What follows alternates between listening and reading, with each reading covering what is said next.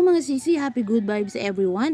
Ayan mga sisi, share ko lang po sa inyo ang tips kung paano ba tayo ay makakapagpatubo ng mulberry gamit lamang yung sanga na ating pinutol sa isang puno ng mulberry. Ayan, pipili lang tayo ng pwede nating itanim. Ayan, ito mga sisi, alam nyo ba na ito ay isang sanga lamang na pinagdalawa lang namin. Ito ay tinanim namin 3 weeks ago. Ayan, at ito ay nagkaroon na ng dahon. At meron na siyang kasamang bunga. Nakita nyo naman mga sisi. Ito ay napatubo namin yung dahon at yung kasama yung bunga. 3 weeks ago, pagkatapos namin itong itanim is kinover namin siya nitong empty bottle ng mineral water. Ayan. So for 3 weeks, nakatakip po ito ng ganito. Ayan yung paso niya. Tapos ito yung kanyang cover mga sisi. After 3 weeks, tingnan nyo naman yung naging resulta.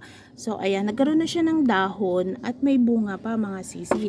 So ayan, effective nga po. Nahulog na yung takip. Ayan, effective nga siya na ayan nagkaroon na siya ng dahon mga sisi at nagkaprutas pa, nagkabunga pa. Ayan, 3 weeks. Ayan, advisable is 25 days pero 3 weeks pa lang.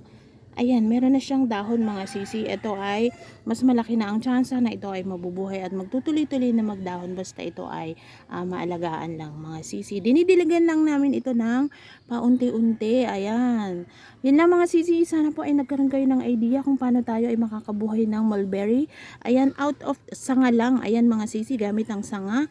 Walang kadahon-dahon yan mga sisi, promise ng aming tinanim. Pero sa ngayon, may dahon na, may bunga pa. Ayan, magtanim na tayo mga sisi. Ayan.